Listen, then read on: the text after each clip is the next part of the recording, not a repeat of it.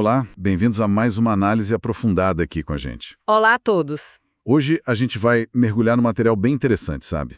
Sobre a trajetória do Jair Bolsonaro. Não só, como ele saiu de um deputado quase anônimo para presidente, mas também as dinâmicas do governo dele. E o mais doido, talvez, como que as coisas que ele fez podem ter, de certa forma, ajudado o Lula a voltar em 2022. É um paradoxo interessante, né? A fonte principal que a gente está usando, o mito corrompido, até divide isso em atos quase como uma peça de teatro. Exato. E a nossa ideia aqui é entender o que sustentou o Bolsonaro, sabe? O contexto social, a economia, as estratégias de política, de comunicação. E o papel da família, das redes sociais, que foi crucial. Sim. E também aqueles confrontos com as instituições, as alianças, para, no fim, a gente conectar tudo isso com a eleição de 2022. Bora lá? Bora.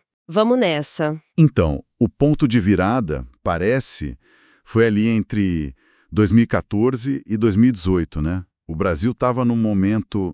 complicado. Muito. Crise econômica forte, aqueles escândalos de corrupção abalando os partidos grandes tradicionais. E uma insatisfação geral, né? Uma sensação de chega. Exatamente. E foi aí que o Bolsonaro, que já tinha, quase 30 anos de política... Pois é, não era novo nisso. Não era, mas ele conseguiu vender essa imagem de outsider, de alguém de fora do sistema. Como ele fez isso? Olha, as fontes mostram que não foi só, carisma. Foi uma mistura de coisas. A desigualdade no Brasil, que é histórica, né? Isso gerou um ressentimento. Muita gente da classe média, por exemplo, via políticas como o Bolsa Família como injustas ou assistencialismo demais. E ele explorou isso. Muito. Falando contra a velha política, contra o toma lá da cá, o que ele chamava de Estado paternalista. E some a isso o medo da violência, que estava batendo recorde. Ah, sim, a pauta da segurança. Isso. Ele virou o candidato da lei e ordem. Falou em excludente de licitude, armar a população. E isso ressoou forte. E a economia também, né? A recessão. Claro. A recessão de 2014 e 2016 deixou muita gente desempregada, perdendo renda. Aí muitos viram nele um cara simples, sabe? Alguém que ia quebrar tudo e fazer diferente. E tem uma coisa que a análise mostra que é bem interessante. Ele não ficou só na economia e segurança. Não mesmo. Ele mexeu com uma ideia de um Brasil profundo, né? Mais tradicional, rural, patriota, religioso. Exatamente. Ele se conectou demais com o eleitorado evangélico, que já era, mais de 30% do total. Usando a pauta da família tradicional, Deus acima de tudo. Isso. E, ao mesmo tempo, um nacionalismo forte, com slogans tipo Brasil acima de tudo. Isso pegou muito no agronegócio, no sul, no centro-oeste. E a própria linguagem dele, né? Bem diferente. Totalmente direta, curta, cheia de emoção, nada daqueles discursos técnicos, sabe? Podia parecer meio rudimentar para alguns analistas, mas para o eleitor cansado aquilo aproximava. E os dados de pesquisa confirmam essa base, né? Confirmam, sim. Datafolha, Quest, entre 2018 e 2022, a aprovação dele era mais forte no sul, centro-oeste, chegando a 42%. E entre os mais ricos... Também. Quem ganhava mais de 10 salários mínimos, o apoio chegava a 47%. Empresários, agronegócio, até 58% lá em 2020. E a rejeição era menor entre os evangélicos. E o Nordeste? O Nordeste foi o contrário. Sempre uma rejeição alta, entre 50% e 58%. A coalizão dele era clara. Classe média para cima, empresários, agro e religiosos conservadores. E não era só ele, né? A família toda entrou no jogo. Com certeza. O material mostra um crescimento de patrimônio bem notável dos filhos enquanto ele crescia nacionalmente. Tipo? O Flávio, por exemplo.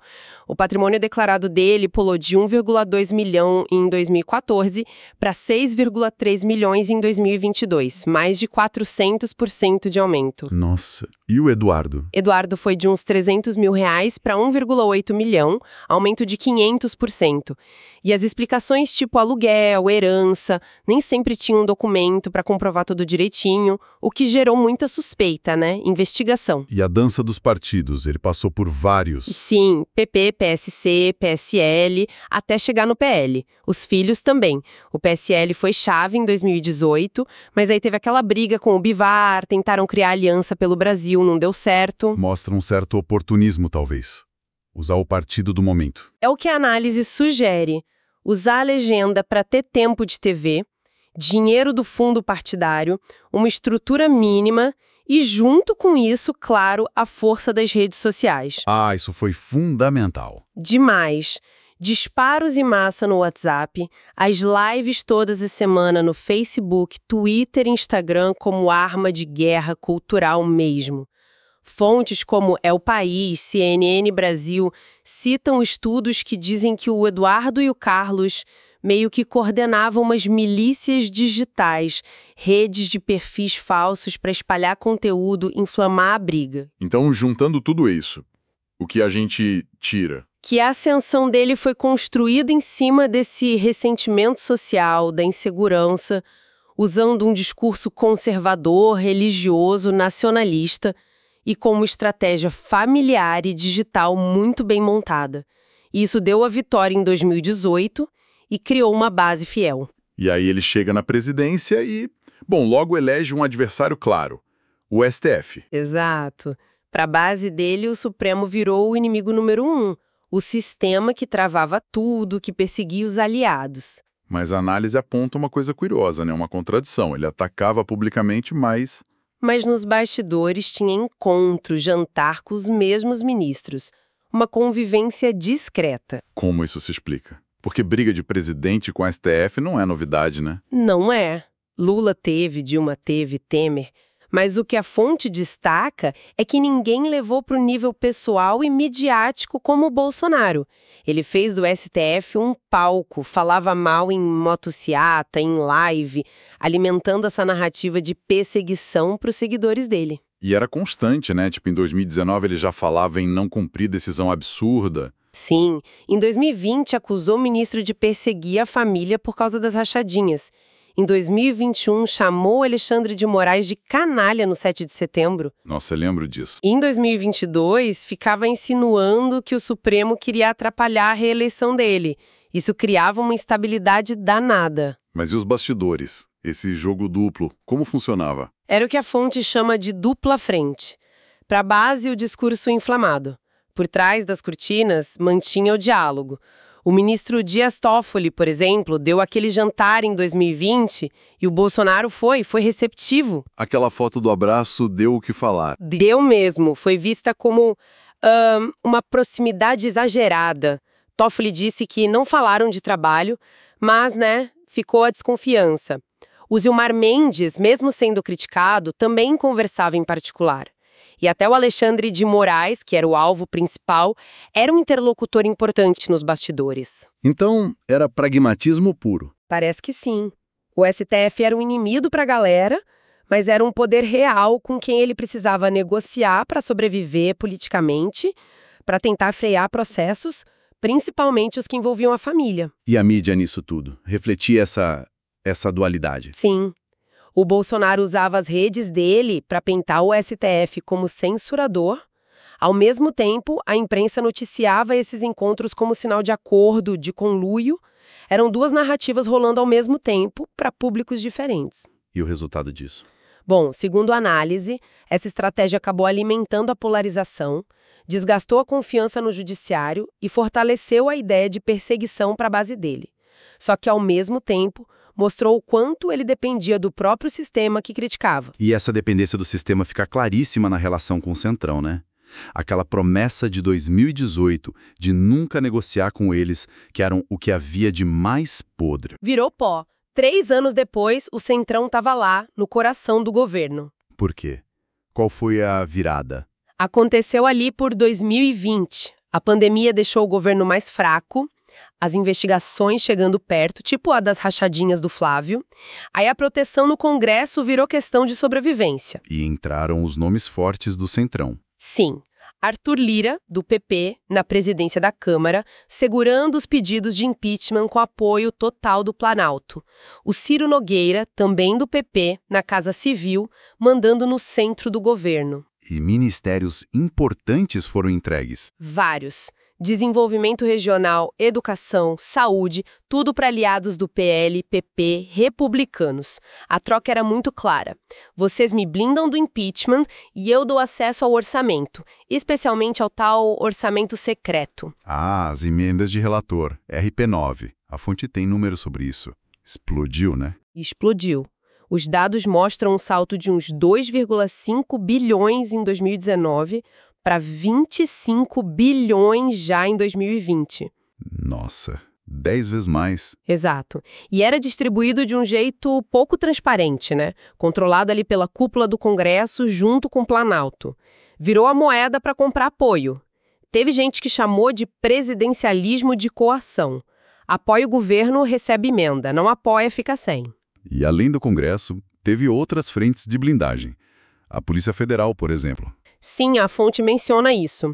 Aquela acusação do Sérgio Moro, em 2020, de interferência na PF, quando trocaram o diretor-geral. Depois que o Moro saiu, pessoas mais alinhadas foram colocadas em cargos-chave na PF. E em outros órgãos também, tipo o ABIN, GSI. Também. O Alessandro Ramagem, que era amigo da família, foi para a BIM, generais mais próximos no GSI. E teve o uso de decretos, né? Quase 40 decretos entre 2019 e 2022 para facilitar posse e porte de arma, o que na prática dificultava a fiscalização. E a PGR? O papel do Augusto Aras. Ah, a PGR foi fundamental nessa blindagem, segundo a análise. Sob o Aras, que foi indicado pelo Bolsonaro, vários inquéritos contra o presidente no STF foram arquivados, ou a PGR deu parecer pelo arquivamento, mesmo quando a PF apontava indícios. Ele acabou ganhando o apelido na oposição de engavetador geral. E as consequências disso tudo? Institucionalmente falando. Foram sérias, né? Investigações atrasadas ou esvaziadas, o Centrão com o poder sobre o orçamento e o governo que nunca teve antes, e o STF tendo que intervir mais, o que aumentava ainda mais a tensão entre os poderes. No fim das contas, aquela promessa antissistema se perdeu totalmente na necessidade de se proteger, usando o clientelismo e enfraquecendo as instituições de controle. Mas mesmo com tudo isso, o material diz que Bolsonaro virou mais que um presidente, virou um fenômeno. O que segura o bolsonarismo vivo? É uma mistura, né? Primeiro, o discurso. É um populismo que simplifica tudo com frase curta, a imagem do homem comum. Que a gente já falou. Isso. Junto com um conservadorismo religioso muito forte, né?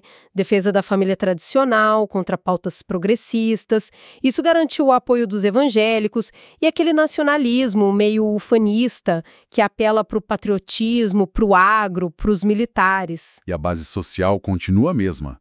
Sul, centro-oeste, mais ricos, evangélicos. Basicamente, sim.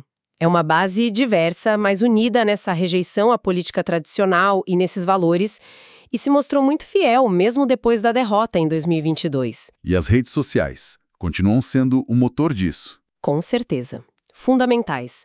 WhatsApp e Telegram para espalhar mensagem rápido, muita fake news no meio, né? Twitter, Instagram para mobilizar, para atacar adversário. E as lives no YouTube, aquele canal direto com a base sem passar pela imprensa. A tal guerra cultural digital que os pesquisadores falam foi chave para manter o grupo unido, para reforçar aquela ideia de que estamos sendo atacados. E a família continua nesse centro. Sim, funciona como um núcleo. O Flávio no Senado, o Eduardo na Câmara e com conexões internacionais, o Carlos mais focado na parte digital. Mesmo com os escândalos de dinheiro, tipo rachadinha, isso não destruiu o movimento. Por quê? Porque a narrativa de que eles eram perseguidos pela justiça, pela mídia, funcionou como um escudo para boa parte da base. A família virou um símbolo. E tem aquele ponto sobre as contradições que, de alguma forma, fortaleciam o mito, né? Como isso funciona. Isso é fascinante na análise. Ele atacava o Centrão, mas precisava deles. Falava contra a corrupção, mas a família estava envolvida em investigações.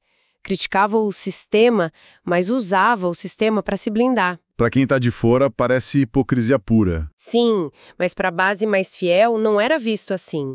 Era visto como prova de que ele era um alvo do establishment e tinha que lutar com as armas que tinha. Isso reforçava a imagem dele de mito, de alguém que resiste apesar de tudo e de todos. Entendi. E qual o legado político que fica disso tudo, segundo as fontes? Olha, citando análises de jornais como É o País, BBC, Folha, são basicamente 3 coisas. Primeiro, uma polarização política extrema, né? Que a gente vive até hoje. Exato. Segundo, uma erosão institucional. A confiança nas instituições, a relação entre os poderes ficou muito desgastada. E terceiro, a consolidação de um movimento social de direita que é permanente. Tem milhões de apoiadores que continuam mobilizados, mesmo sem ele na presidência. Então o bolsonarismo não depende só do Bolsonaro pessoa física. É o que a análise sugere. Virou uma identidade política que tem força no Congresso, nas igrejas, no agronegócio, nas redes. Pode até se organizar com outros líderes, mas dificilmente vai desaparecer tão cedo. E aí a gente chega no ato final dessa história por enquanto. Exato. A eleição de 2022. A primeira vez que um presidente não se reelegeu aqui na redemocratização. Exato. Bolsonaro perdeu para o Lula. E o grande paradoxo que o material aponta é que as próprias ações do Bolsonaro parecem ter aberto o caminho para a volta do Lula. Como assim? Explica melhor isso. Vamos lá. Em 2018, o que elegeu o Bolsonaro foi muito o antipetismo, né? O PT estava marcado pela Lava Jato, pela crise da Dilma. Tinha pesquisa que mostrava mais de 40% dizendo que votava em qualquer um menos do PT. Bolsonaro encarnou isso. Dele dependia demais desse inimigo. Quanto mais ele atacava o Lula, mesmo preso, mais ele mantinha o Lula relevante no debate. E no governo ele não entregou a ruptura que prometeu. Exatamente. Se aliou com o Centrão, usou a máquina para proteger a família, se envolveu nos próprios escândalos, como o das rachadinhas, das joias. Ele acabou reproduzindo muito da velha política que ele dizia que ia combater. E isso desgastou a imagem de outsider. Desgastou.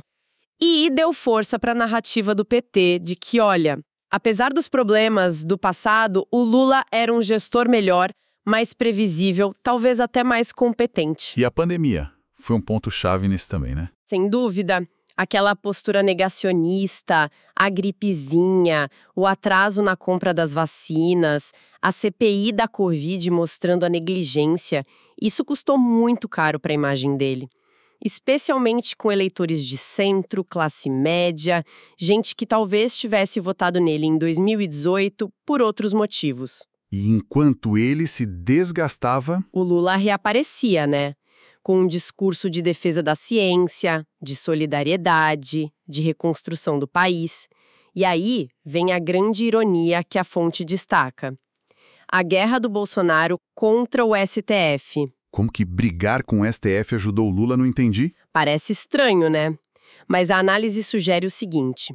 Os ataques constantes do Bolsonaro ao Supremo acabaram isolando o próprio Bolsonaro e, de certa forma, fortaleceram a imagem da corte como um freio, um contraponto.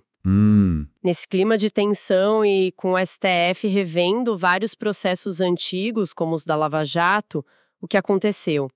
Em 2021, anularam as condenações do Lula, ele recuperou os direitos políticos. Então, a estratégia de confronto do Bolsonaro acabou criando o cenário jurídico que permitiu o Lula voltar a ser candidato, é muito irônico, e junta isso com o desgaste da economia. Inflação alta, comida cara, desemprego. Isso tirou o apoio popular do Bolsonaro e, ao mesmo tempo, fez muita gente lembrar dos tempos melhores do governo Lula, principalmente lá no Nordeste. O material também fala num jogo de hipocrisias dos dois lados, né? Fala.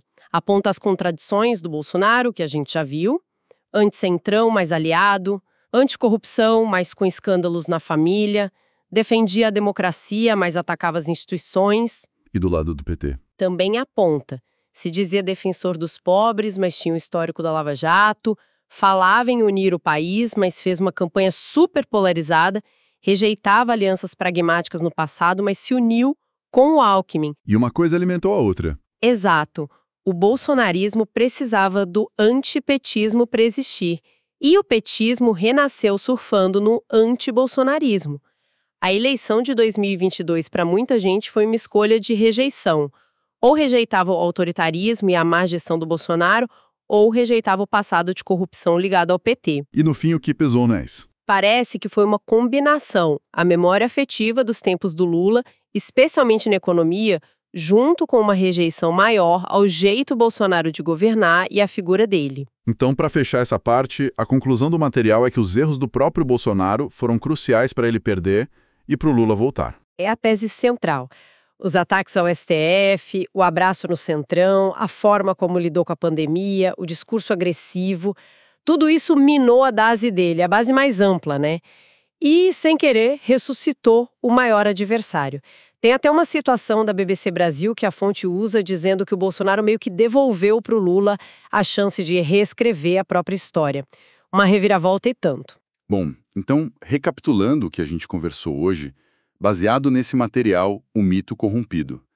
Vimos como a ascensão do Bolsonaro foi complexa, né? Usou crises, ressentimentos, mas também estratégias eficazes de comunicação, de mobilização. Sim, e o governo dele foi marcado por essa tática de confronto constante, mas também por alianças bem pragmáticas para conseguir sobreviver politicamente e para se blindar. E o bolsonarismo, como movimento, continua aí, forte. E o mais irônico de tudo, talvez, as próprias ações do Bolsonaro parecem ter sido um fator importante para a volta do Lula ao poder. Essa análise detalhada que a gente fez hoje mostra bem como essas coisas se conectam, né? O contexto social, as manobras políticas, a comunicação, as falhas das instituições. Tudo isso junto pode levar a reviravoltas enormes na política, como a gente viu aqui no Brasil. Fica então para a gente pensar, né? Com o bolsonarismo ainda vivo e ativo como movimento, e o Lula de volta num Brasil super dividido, que tipo de tensões, de ajustes a gente pode esperar daqui para frente? É uma boa pergunta. Como que esses legados todos, a polarização, a desconfiança nas instituições, a força desse movimento social, vão continuar impactando o debate público, as próprias instituições nos próximos anos? Assunto para muita reflexão, sem dúvida.